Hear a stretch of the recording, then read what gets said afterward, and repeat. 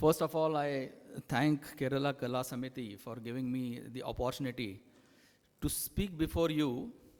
So I hope you are comfortable with English, or shall I speak in Hindi? Hindi? अच्छा हिंदी में okay. So fortunately I can talk English, Hindi as well as Marathi. So whichever language you are comfortable. So जैसे कि आप लोगों ने request की है, मैं हिंदी में बोलूँगा. तो अभी मेरे टॉपिक का फोकस है सॉलिड वेस्ट मैनेजमेंट, जो हमारे हर घर से निगड़ित है, राइट. और इसका टॉपिक, ये पर्टिकुलरली टॉपिक का टाइटल है मनी फ्रॉम गार्बेज. नेक्स्ट.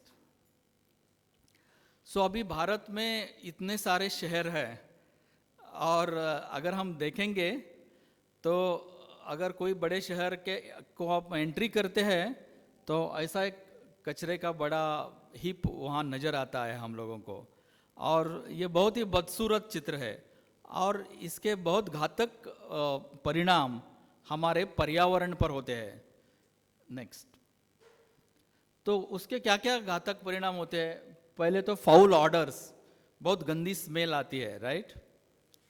दूसरा है वो वहाँ एक लीचेट करके द्रव पदार्थ जनरेट होता है, और वो द्रव पदार्थ की वजह से बहुत सारा ग्राउंड वाटर है वो पॉल्यूट होता है, और वो नदियों को भी पॉल्यूट करता है. डिसीजेस, बहुत सारी बीमारियां फैलती है. अभी आपको मालूम है मुंबई का सारा कचरा कहाँ जाता है? वो जाता है देवनार और गोवंडी और कांजूरमार्ग. यहाँ बहुत बड़ा कचरा ट्रीटमेंट करने का प्लांट है. तो ये सब यहाँ से लेके वहाँ जाता है, और वहाँ जो आसपास लोग रहते हैं उनकी ज़िंदगी बहुत ख़राब रहती है. आपका तो काम हो गया, मेरे घर से तो कचरा गया, लेकिन वो हवा में नहीं जा रहा है, वो किसी को तकलीफ़ दे रहा है. इसके लिए हर कचरे का बहुत अच्छा इंतज़ाम करना ये हमारी जिम्मेदारी है, हमारे लिए, हमारे भावी पीढ़ियों के लिए, क्योंकि पर्यावरण सबसे महत्वपूर्ण है. नेक्स्ट. 1 मिनट. तो ट्रांसपोर्ट, यहाँ से वहाँ जाने का ट्रांसपोर्ट का खर्चा कितना है आपको मालूम है? क्लाइमेट चेंज, अभी धीरे धीरे टेम्परेचर देखिए, अभी 35-40 डिग्री सेल्सियस टेम्परेचर है.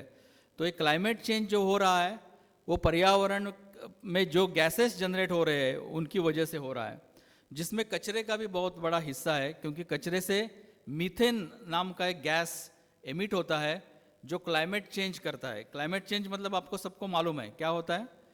टेम्परेचर जो है अपने अर्थ का वो धीरे धीरे बढ़ रहा है, और जो हिमालय है, जो भी आइस के ये है पर्वत है, वो सब मेल्ट हो रहे हैं, और जिससे हमारे पर्यावरण पर घातक परिणाम होने वाले हैं.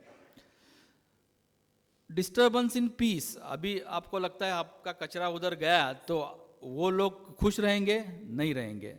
तो वो क्या करते हैं, रास्ते पर उतर के दंगे करते हैं कि भाई कचरा जो लाने वाले लोग हैं, कभी कभी उनको मारते भी है कि ये कचरा हमारे इधर क्यों आ रहा है आपका. तो इसकी वजह से बहुत बड़े शहरों में, जैसे पुणे शहर है, संभाजी नगर जिसको हम औरंगाबाद बोलते थे पहले, वहाँ बहुत सारे जो गांव के लोग हैं उन्होंने बहुत रास्ता रोको, ऐसे एजिटेशन करके वो बोले हमारे यहाँ आपका कचरा नहीं चाहिए, आप शहरों में रहते हैं और गांव के लोगों को तकलीफ देते हैं, आपका कचरा आपके पास ही रखो. तो ये सब पीस है वो डिस्टर्ब होती है. प्लास्टिक, अभी कितने सारे प्लास्टिक है. अभी मैडम काम कर रही है आशा जी पर्यावरण के ऊपर. हमारे मुंबई में 3-4 नदियाँ थी, मालूम है आपको? कौन कौन सी नदियाँ हैं मुंबई में? मीठी नदी है, दहीसर है, पोईसर है. अभी उसको देखा तो कोई नदी बोल सकता है उसको? वो तो गटर हो गया है, उसके ऊपर पूरा प्लास्टिक फैल गया है. हमारा अनाज जो है वो एकदम नेचर में मिलके, सॉइल में मिलके मिक्स हो जाता है, लेकिन प्लास्टिक है उसको डिग्रेडेशन होने के लिए कितना टाइम लगता है? 500 साल, बराबर है. इसके लिए प्लास्टिक के भयानक इम्पैक्ट हो रहे हैं. और एनिमल्स जो हम देखते हैं, गाय है या पंछी है, वो अपना अनाज किससे सेंस करते हैं? स्मेल से.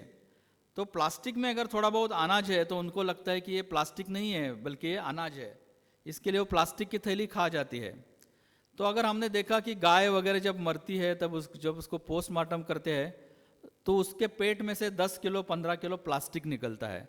इसका ये प्लास्टिक पॉल्यूशन का असर हो रहा है। नेक्स्ट, तो अगर मुंबई की हम बात करें तो मुंबई में 6000 टन कचरा हर दिन पैदा होता है, और वो 2020 की फिगर है, अभी वो 7500 टन के ऊपर गया है।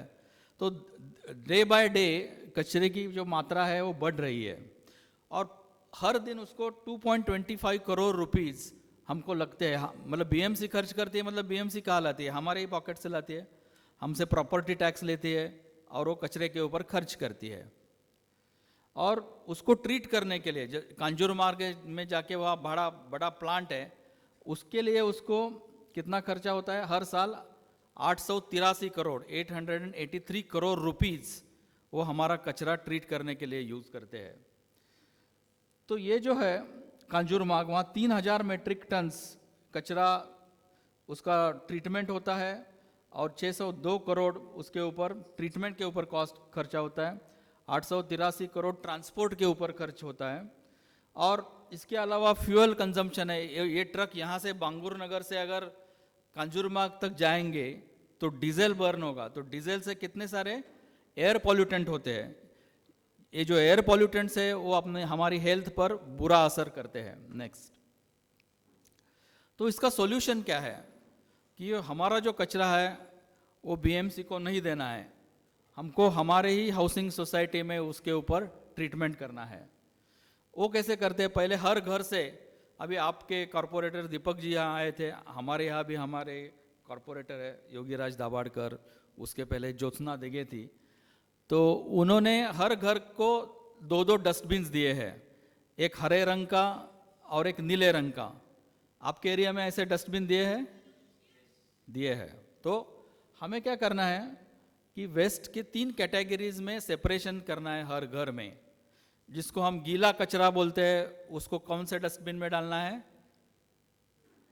हरे रंग के डस्टबिन में डालना है। जो सूखा कचरा है उसको नीले रंग के, और जो डोमेस्टिक हजार्डस कचरा है उसको पुराना न्यूज़पेपर रहता है उसको लपेट के उस पर एक रेड मार्क करना है, राइट। तो अब बहुत सारे लोगों को मालूम हो नहीं है कि भाई गीला कचरा मतलब है क्या, और वो सबको मालूम होना चाहिए, हमारी मेड को भी वो मालूम होना चाहिए, क्योंकि कचरे के साथ ज़्यादातर संबंध उनका ही आता है। तो चित्र लेके, पिक्चर लेके हमको क्या करना है, उसको लोगों को समझाना है। तो मैं आपको बोलता हूँ कि गीला, ये एक कचरे का एग्जाम्पल देता हूँ और आपको बताना है वो गीला कचरा है या सूखा कचरा है। हम घर में हमारे रोज पूजा करते हैं, और दूसरे दिन पूजा के जो फूल होते हैं जिसको हम मराठी में निर्माल्य बोलते हैं, ये फूल जो है वो सूखा कचरा है कि गीला कचरा है?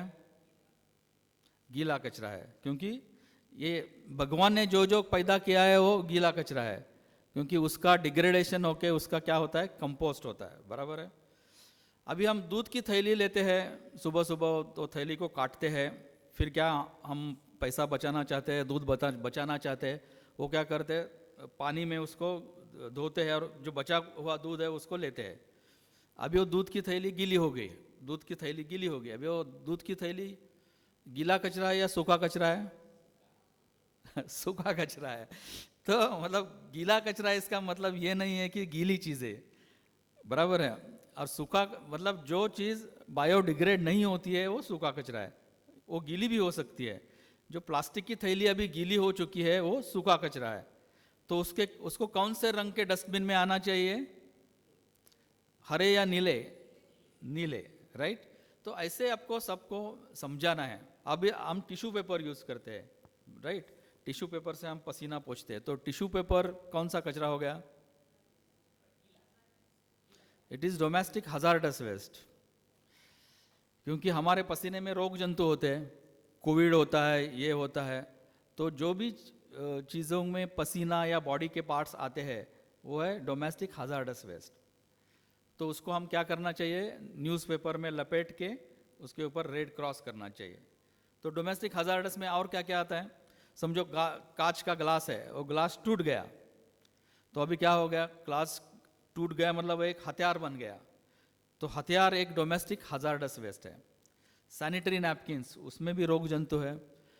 बूढ़े लोगों के बैंडेजेस वगैरह रहते हैं, उसमें भी रोग जंतु रहते हैं। या ब्लेड रहता है, रेजर रहता है, ये सब डोमेस्टिक हजार्डस वेस्ट है। तो इसको आपको क्या करना है, न्यूज़पेपर में लपेट के उसके ऊपर रेड क्रॉस मारना है, राइट। तो ये ऐसा 3 चीज़ों में कचरा बांट के ही बाहर आना चाहिए। तो इसको बोलते हैं सेग्रीगेशन। और बाद में बाहर आने के बाद जो आपका हाउसकीपिंग वाला है, उसने भी अलग अलग तरीके से उसको जमा करना है, नहीं तो उसने अगर मिक्स किया तो सभी एफर्ट्स बेकार हो गए। तो वो बोलता है अभी मेरा काम बढ़ गया, आपका मेरा पगार बढ़ा दो। तो आपको उसका पगार भी थोड़ा बढ़ाना चाहिए, 1000-2000 रुपये ले लो, लेकिन तुम रोज 2 डब्बे लेके जाने का, अलग अलग उसको कलेक्ट करने का। या जो सूखा कचरा है उसको आप हफ्ते में 2 बार भी कलेक्ट कर सकते हो। सूखा कचरा इतना ज़्यादा होता नहीं है और उसका कुछ बास वगैरह भी आता नहीं है। तो समझो ट्यूसडे और सैटरडे को क्या होगा, खाली सूखा कचरा जमा हो जाएगा, तो उसका भी काम आसान हो जाएगा। तो मेरा कहने का मतलब ये है कि ये जो सेग्रीगेशन है वो लास्ट एंड तक वो बरकरार रहना चाहिए, बराबर है। तो ड्राई वेस्ट को आपको सेग्रीगेट करते हैं। जैसे ड्राई वेस्ट में मेटल है, हम थम्सअप के कैंस वगैरह लेते हैं, बियर के कैन रहते हैं, वो सब मेटल वेस्ट है। कांच की बॉटल्स है, ये सब अलग अलग तरीके से उसको जमा करना है। और इसमें से हमारे सोसाइटी के लिए पैसा भी मिल सकता है, क्योंकि उसको बड़ी क्वांटिटी में अगर आप जमा करेंगे तो आपके यहाँ बीएमसी की ड्राई वेस्ट की गाड़ी आती है या दूसरे भी भंगार वाले आके आपको क्या देंगे, पैसा देंगे। क्योंकि जब कचरा अलग होता है तो उसका दाम क्या होता है, बढ़ता है। और उसमें बीएमसी आपको रिबेट भी देती है। आपको मालूम होगा, आपको हर हाउसिंग सोसाइटी को प्रॉपर्टी टैक्स भरना पड़ता है, मालूम है। तो प्रॉपर्टी टैक्स में अगर आप सूखे कचरे को रिसाइकल करेंगे तो 5% आपको रिबेट मिलता है, या गीले कचरे का आप खाद बनाओगे तो और 5% रिबेट मिलता है। रेन वाटर हार्वेस्टिंग करेंगे तो 2.5% मिलता है। और जो आपका सीवेज है उसको ट्रीट करके उसको वापस आप गार्डनिंग के लिए यूज़ करते हैं तो और 2.5%। ऐसा 15% आपको अगर पर्यावरण के लिए काम करने पर आपको रिबेट मिलता है। नेक्स्ट, तो पणजी, मुझे गवर्नमेंट ऑफ इंडिया ने एक प्रोजेक्ट एलोकेट किया था कि आप मुंबई, पुणे, पणजी, सावंतवाड़ी, कोल्हापुर, ये शहरों का जाके स्टडी करो किसका सिस्टम अच्छा है। तो मुझे सबसे पणजी का सिस्टम अच्छा लगा। तो वहाँ हर हाउसिंग सोसाइटी में बहुत सारी, not every but there are some housing societies, तो उसमें 16 कैटेगरीज में ड्राई वेस्ट को सेग्रीगेट करते हैं और सोसाइटी को उसमें से पैसा मिलता है। And dry waste collection centres या कोई हाउसिंग सोसाइटी में नहीं है तो किसी को अपना खुद का जाके पर्सनल देना है तो किसी सेंटर में जाके वो कचरा दे दो, पैसा ले लो। पुराने कपड़े, हमारे घर में कितने सारे कपड़े हैं, मैं तो 3-3 साल पहना ही नहीं हूँ, तो वो क्यों रखने का, वहाँ किसी को यूज़ करने को दो। लेकिन हमको मालूम नहीं है उसका करना क्या है। तो ऐसे सेंटर में जाके आप कपड़ा दे सकते हो, आपको पुराना, उधर से आपको पैसा भी मिलेगा और किसी ज़रूरतमंद आदमी को वो कपड़ा भी पहनने को मिलेगा। तो ऐसे सेंटर्स पणजी में बहुत से जगह पे है। और क्या क्या है वहाँ, बायोगैस प्लांट्स है, मतलब अभी जो गीला कचरा है, बहुत सारे रेस्टोरेंट्स है, तो उनके कचरे से बायोगैस जनरेट होता है और उसका क्या होता है, आप फ्यूल करके यूज़ कर सकते हो। जैसे आप एलपीजी सिलेंडर्स है आपके यहाँ भी मेरे ख्याल से अयप्पा टेम्पल वगैरह है, बहुत सारा गीला कचरा जमा होता होगा, तो वहाँ भी आप ऐसा सोच सकते हैं, या ऑलरेडी होगा भी, मुझे मालूम नहीं, बायोगैस प्लांट करके फिर उसका जो बायोगैस आता है वो आप खाना बनाने के लिए उसका इस्तेमाल करो। वेजिटेबल मार्केट रहते हैं, वहाँ के लिए भी आप कंपोस्टिंग पिट्स करके टेक्नोलॉजी यूज़ कर सकते हो। नेक्स्ट, तो ऐसे मैंने बोला कि ये हर हाउसिंग सोसाइटी में अलग अलग ये किए गए हैं। 1 मिनट, तो हाँ उसके पहले जाइए। हाँ, तो ये कार्डबोर्ड देखिए, कार्डबोर्ड के लिए अलग बड़ी थैली बनाई है उन्होंने। नेक्स्ट, पेट बॉटल्स के लिए एक थैली है, क्योंकि उनको भंगार वाले को भी क्वांटिटी चाहिए, वो छोटे से कचरे के लिए नहीं आएगा आपके यहाँ, तो आपको थोड़ा स्टोरेज करके क्वांटिटी बनाना है, फिर आपको अच्छे पैसे मिलते हैं उससे। नेक्स्ट, तो ऐसे सेंटर्स जो मैं बोल रहा था, ऐसा डोनापोला करके एक प्लेस है पणजी में, आपने एक दूजे के लिए फिल्म देखी होगी पुराने ज़माने में, तो उसमें डोनापोला के सीन्स है बहुत सारे, तो वहाँ उन्होंने ऐसा सेंटर खोला है और इसमें आपसे वो ड्राई वेस्ट जाके आप पैसा ले सकते हो। नेक्स्ट, तो उन्होंने मेनू कार्ड रखा है कि आप पेट बॉटल्स देंगे तो 1 किलो का 15 रुपये मिलेगा, कांच की बॉटल्स दोगे तो 1 किलो का 2 रुपये मिलेगा, ऐसा मेनू कार्ड है। नेक्स्ट, तो ये ऐसे रेट्स है। एक मिनट, हाँ नेक्स्ट नेक्स्ट, हाँ तो वहाँ दिख नहीं रहा था इसके लिए मैं दिखा रहा हूँ। तो पेट बॉटल्स का हार्ड प्लास्टिक, मतलब प्लास्टिक खिलौने वगैरह है, तो उसका रेट है 10 रुपये पर किलो।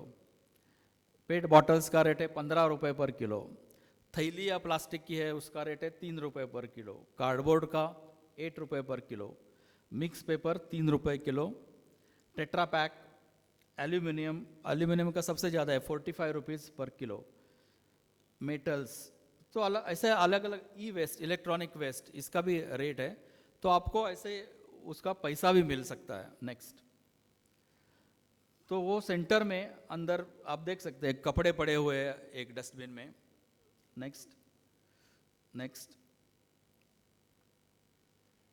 अभी ट्यूबलाइट्स जिसको हम इलेक्ट्रॉनिक वेस्ट बोलते हैं, जो भी ये ट्यूबलाइट्स है, ये जाने के बाद हम ऐसा फेंक देते हैं और उसमें मर्क्यूरी जैसे एकदम पॉइजनस मेटल्स होते हैं जिसका पर्यावरण पर बहुत गहरा इम्पैक्ट होता है। तो आप ऐसा इलेक्ट्रॉनिक वेस्ट करके उसको सेपरेट करो और उसको रिसाइकल करो, जिसको हम सर्कुलर इकोनॉमी बोलते हैं। नेक्स्ट, प्लास्टिक की थैलियाँ अलग से। अभी मटेरियल रिकवरी फैसिलिटी है, तो हर सोसाइटी में ऐसा नहीं हो सकता है। बाकी की जगह से वो खाली ड्राई वेस्ट करके कलेक्ट करते हैं और फिर वो ड्राई वेस्ट को क्या करते हैं, वो अलग अलग चीज़ों में बांट के उसको फिर सेग्रीगेट करते हैं। नेक्स्ट,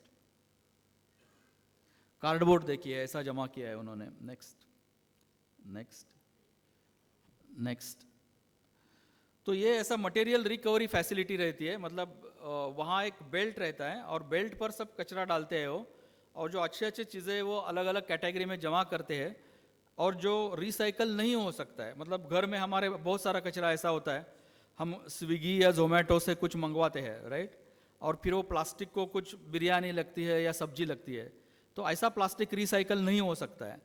तो ऐसी सब चीज़ें एक जगह उसका बेलिंग करके, प्रेसिंग करके फिर वो सीमेंट फैक्ट्री को भेजी जाती है। सीमेंट फैक्ट्री में तो बड़ा तापमान लगता है, 3000-4000 सेल्सियस, तो वहाँ उसको जला देते हैं। तो इस तरह से कोई भी कचरा पर्यावरण पर बोझ नहीं रहता। और जैसे मैंने बोला गीले गीले कचरे का हम क्या बनाते हो, फर्टिलाइज़र बनाते हैं। तो fertiliser is very important, right, कि जैसा मैडम का जो टॉपिक है सॉइल, सॉइल फॉर हेल्थ, तो ये सब अनाज कहाँ से आता है, वो बहुत बहुत दूर दूर के देहातों से आता है। उसके लिए सॉइल अच्छी होनी चाहिए, राइट, और वो वापस हम जो खाते हैं, जो मतलब अनाज है या जो सब्जियां है, वो जो बचा खुचा चीज़ है उसका फर्टिलाइज़र करके वो वापस खेतों में जाना चाहिए।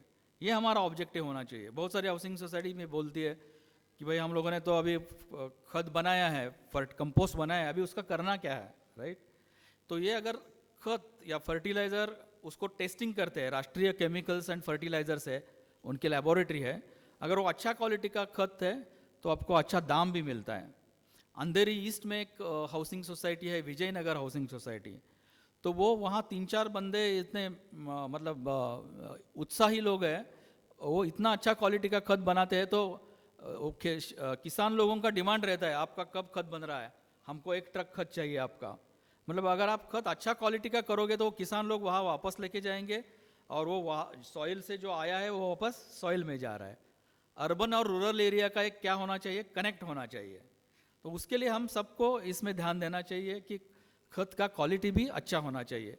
कंपोस्टिंग करने का भी एक प्रोसीजर है कि पहले गीला कचरा और सूखा कचरा अलग करो, फिर गीले कचरे में थोड़ा बायो कल्चर डालो, फिर उस पर पानी उससे छूटता है, तो पानी नहीं छूटे इसके लिए सूखे पत्ते उसमें ऐड करो, या आप लकड़े का जो भूसा रहता है उसको ऐड करो, फिर वो लीचेट एब्सॉर्ब होता है, कोई भी फाउल स्मेल्स नहीं होता है।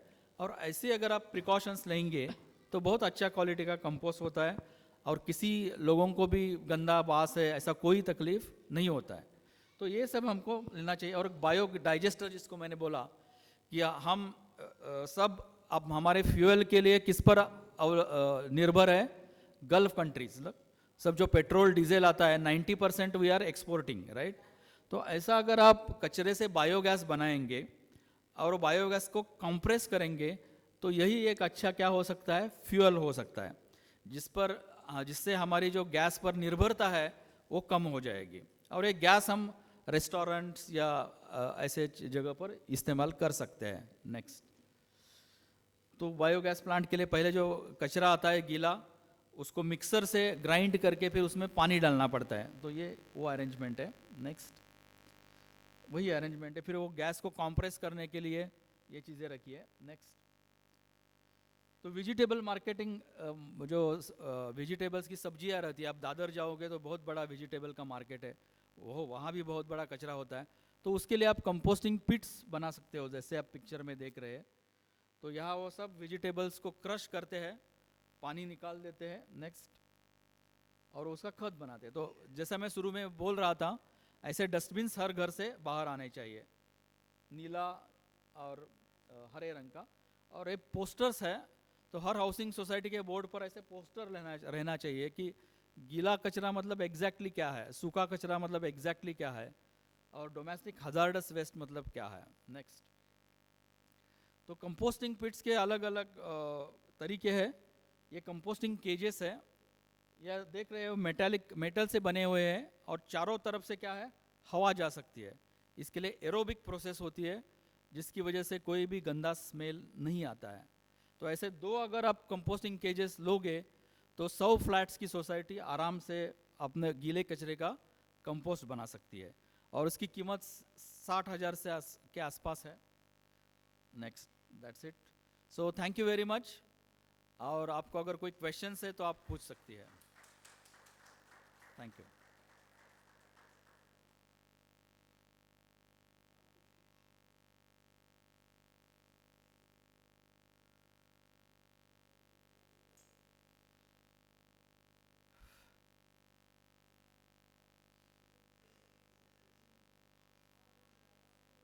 Hello. Hello. Am I audible? Yes, yes. Mr. Milinji, it was a very, very wonderful and a very informative presentation. Thank you. And I think it is useful for each and every one person sitting over here. So it's not a question, it's a request or a suggestion. If, since all these things what you have mentioned over here, presented over here cannot be registered so fast, okay, can you share us some information or a PPT or something to Yeah. Kerala Kala Samiti if it's just a request by... I already shared. You already shared, huh? Oh, that's it. Okay, then wonderful. Thank you so much, Mr. Milinji. Thank you. Okay. Thank you. Doctor Kulkarni, आपने wait और dry waste का decomposition process तो बता दिया, लेकिन मैं ये जानना चाहती हूँ कि हजार्डस जो है, डोमेस्टिक हजार्डस वेस्ट है, how do you dispose that of? हाँ, गुड क्वेश्चन। तो hazards waste, the process is incineration. So उसको जला देते हैं in a plant which is called as incineration plant. So that is the procedure.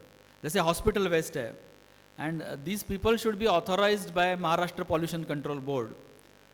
सो उसके लिए भी बहुत बड़ा प्रॉब्लम हो रहा है। ये सब चीज़ें अभी देवनार में एक जगह लेके जा रहे हैं, और वहाँ एक कंपनी उसको जला रही है।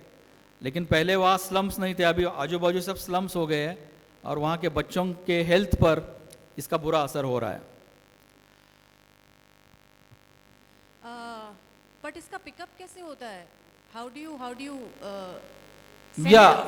From the source, how is it sent of from the source? See, for hospitals they have made it mandatory, लेकिन for जो हाउसिंग सोसाइटीज़ है, वहाँ आप लोगों को BMC का एक सेपरेट व्हीकल रहता है, उसको बुलाना पड़ेगा। It has to be in collection and then you call them. Yeah. Not a daily basis. Yeah, because they will not come daily. Once in a week or so they can come. Even dry waste is also similar thing. Dry waste they don't come daily because they require quantity. So they come once in a week or so. So you should have proper contacts with BMC. BMC has 26 wards all over Bombay. So I think your ward is maybe P North, P South, I don't know. P South. So that ward may, there is a post called as Assistant Engineer Solid Waste Management. So you have to get hold of that person, ask him to send the vehicle for dry waste and then give it. Otherwise, again, वही हो जाएगा, सभी waste अगर separate करेंगे और एक ही waste से वो कंज्यूमर जाएगा। तो वही डिपार्टमेंट हजार्डस वेस्ट भी लेके जाएगा?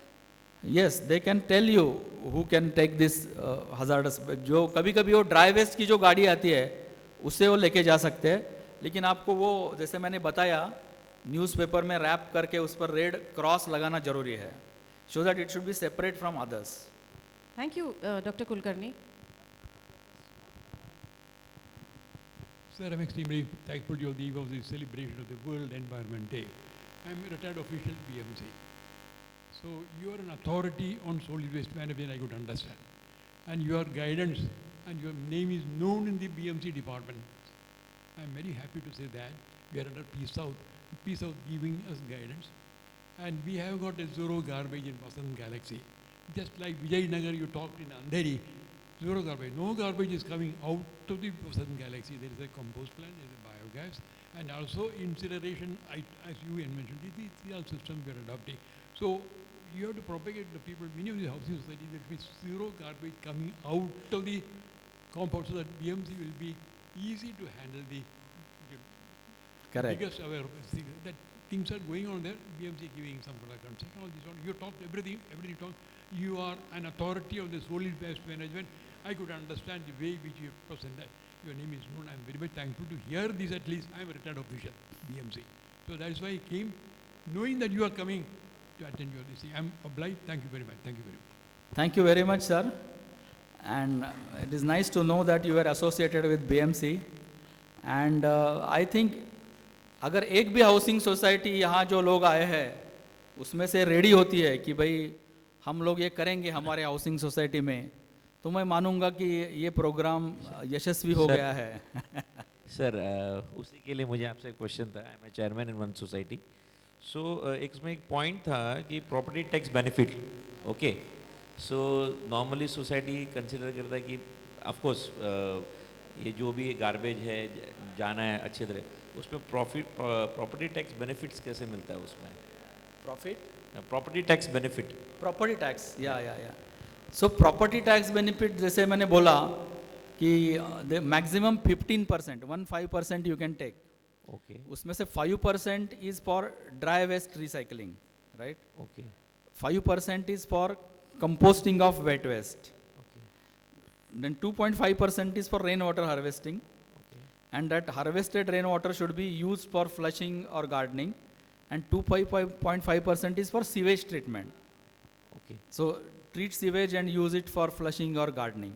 So is it practical in Yeah, at least sewage और rainwater harvesting का छोड़ दीजिए, ओके? लेकिन this thing is practical, that is dry waste recycling and wet waste composting. Sir हमारा sweeper is very good, you know. Garbage वो plastics पूरा निकाल देता है, जमा करता है, and you know he keeps like 2-3 load भर जाता है टेम्पो कभी बार इतना लेके जाता है. So that can be registered in BMC और समथिंग लाइक कि हमारे यहाँ से सेग्रीगेट हो रहा है, यू नो समथिंग. या नहीं, उनको पूरा सिस्टम चाहिए ना. वो लोग आपको मतलब ड्राई वेस्ट और वेट वेस्ट दो कंपोनेंट्स है. अभी ड्राई वेस्ट का आपको दिखाना पड़ेगा कि हम आप किसको देते हैं ड्राई वेस्ट, उसका रिकॉर्ड रखना पड़ेगा. फिर Okay. वो आपको पैसा देना चाहिए, वो आपको कितना पैसा मिलता है. ओके वो सब मतलब बीएमसी की गाड़ी आपके यहाँ आना बंद हो जाएगी. ओके तो वो आपको रिस्क लेना चाहिए कि are you competent, you can manage your waste, then you go for that. Wet waste भी वो नहीं लेंगे. प्रॉपर्टी टैक्स में अगर आपको वो पैसा दे रहे हैं तो गाड़ी आना बंद हो जाएगी. फिर पूरा गीले कचरे का कंपोस्टिंग का प्लांट आपको खड़ा करना है. ओके वो भी चीज़. Then they will give you, उनके वेबसाइट पर आपको डाटा भरना होता है, and they give property tax, property card का आपका एक नंबर रहता है ना आपको, या तो then they give you rebate like that. Sir वो मेटल वाला आपने एक इमेज बताया था, मेटल यू नो जहाँ ऑल साइड मेटल से जहाँ से एयर फ्लो होता है, आप कंपोजिट बना सकते हो उसमें. So how much space does it occupy उसमें? तो इट डिपेंड्स. जैसे मैंने बोला 100 फ्लैट्स की अगर सोसाइटी है तो 2 केजेस आर रिक्वायर्ड, और ईच केज साइज इज, एक केज का साइज होता है 5 feet by 3 feet by 3 feet. तो एरिया समझो लगभग 15 स्क्वायर फीट एक केज का, 30 स्क्वायर फीट, और सर्कुलेशन के लिए थोड़ा 150 स्क्वायर फीट लगेगा. उसमें सर लाइक जो एवरीडे का वेजिटेबल्स और खाना वो सब डाल सकते हैं, वेस्ट ऑफ वेजिटेबल्स हाँ, सभी आपका जो गीला कचरा है सभी डाल सकते हो उसमें आप. उसमें सभी कुछ डाल सकते हैं. Yes yes yes. ओके उसका एक प्रोटोकॉल होता है, वो फॉलो करना होता है कि उस पर जैसे मैंने बोला सॉडस्ट है या सूखे पत्ते हैं, हाँ पानी छिड़कना पड़ता है. अच्छा ओके वो सब भी पूरा उसमें डालना पड़ता है एंड कितने दिन तक रखना पड़ता है उसको